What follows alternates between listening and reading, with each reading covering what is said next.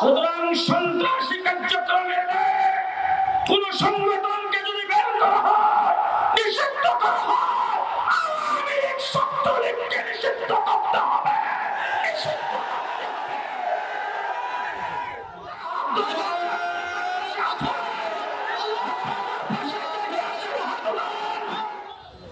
হেফাজতে ইসলাম বাংলাদেশ সিংড়িয়া উপজেলা কর্তৃক আয়োজিত আজকের এই সমাবেশে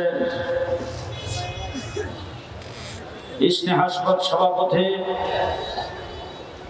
মঞ্চে উপবিষ্ট আজকের প্রধান অতিথি, হেফাজতে ইসলাম বাংলাদেশের সংগ্রামী মহাসচিব, বিশেষ অতিথিবৃন্দ,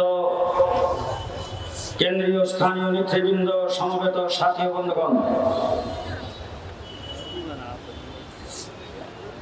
সময় খুব কম।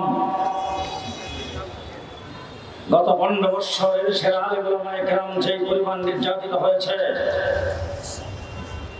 বাংলাদেশের অন্য কোনো রাজনৈতিক দল বা কোনো গ্রুপ এত নির্যাতিত হয় নাই। এই বেশিবাদী নাস্তিক আর মুরতাদদের সমর্থক সরকারের বিরুদ্ধে সবচাইতে বেশি রক্ত দেশের আলেম ওলামায়ে কেরাম দিয়েছেন, সবচাইতে বেশি নির্যাতনে দেশের আলেম ওলামায়ে কেরাম ভোগ করেছেন। আজকে অন্তর্বর্তীকালীন সরকার ক্ষমতায় শাপলা চত্বরের রক্তের বিনিময়ে আপনারা ক্ষমতায় বসেছেন। 2024 সালের ছাত্র জনতার রক্তের বিনিময়ে আপনারা বসেছেন। সুতরাং আজকে ক্ষমতায় বসে দেশকে পুনর্গঠনের জন্য আলেম ওলামায়ে কেরামকে বাদ দিয়ে চিন্তা করলে তা মেনে নেওয়া হবে না। সংগ্রামী সাথী ও বন্ধুগণ, জেলখানার ভিতরে ছিলাম, অনেক লোকজনকে দেখেছি বৎসরের পর বৎসর কারাগারে। আলেম ওলামায়ে কেরাম, মাদ্রাসার ছাত্র, জিজ্ঞাসা করেছি আপনাদের মামলার কি খবর? বলে হুজুর মামলার কোনো খবর নাই। বলে কি কারণ? বলে কারণ আমরা নিষিদ্ধ ঘোষিত সংগঠনের সদস্য। বাংলাদেশে সন্ত্রাসের দায়ে, জঙ্গিবাদের দায়ে যে সমস্ত সংগঠনকে নিষিদ্ধ করা হয়েছে, সমস্ত সংগঠন যদি একত্রিত করা হয়, আওয়ামী লীগ যে সন্ত্রাস করছে তার 100 ভাগের 1 ভাগও হবে না। সুতরাং সন্ত্রাসী কার্যক্রমের কোন সংগঠনকে যদি বের করা হয়, নিষিদ্ধ করা হয়, আওয়ামী লীগ ছাত্রলীগকে নিষিদ্ধ করতে হবে।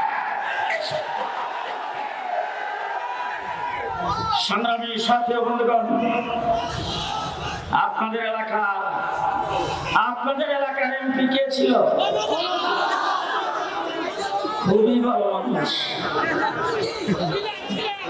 খুব ভালো মানুষ।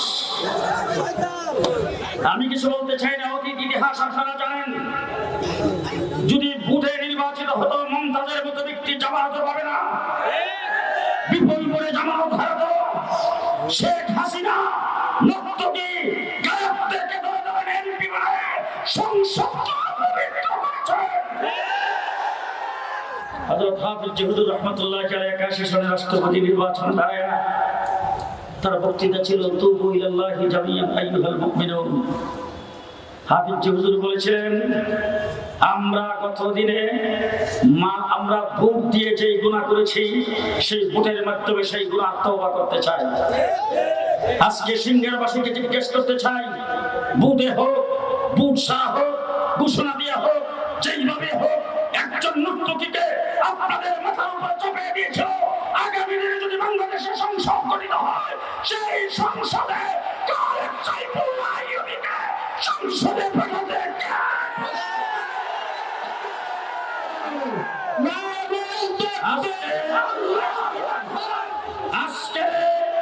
আজকে যারা এখানে এসেছেন, আমি আপনাদের কাছ থেকে শপথ নিতে চাই, আজকে থেকে আইয়ুবীকে এমপি বানাইবার জন্য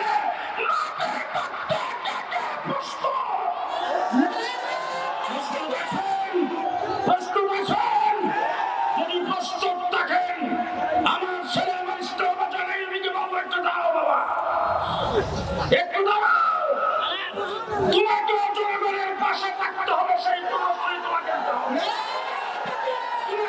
পাশে থাকতে হবে।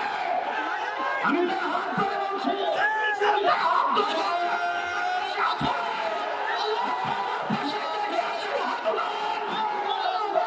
আগামী দিনে ভারত সরকার এদিকে সংসদে পার হবে। নাসরুদ্দিন আব্বা প্রথমকারী অবশ্যই শেষ কথা আগামীকাল বিকেল ৩টায় বাইতুল মুকাররম উত্তর গেটে আমার রাসূল সাল্লাল্লাহু আলাইহি ওয়াসাল্লামের অবমাননার প্রতিবাদে হেফাজতে ইসলাম বাংলাদেশের বিক্ষোভ সমাবেশ ও মিছিল খালেদ সাইফুল্লাহ আইয়ুবের নেতৃত্বে আপনারা কে কে যাইতে প্রস্তুত? আগামীকাল বিকেল ৩টায়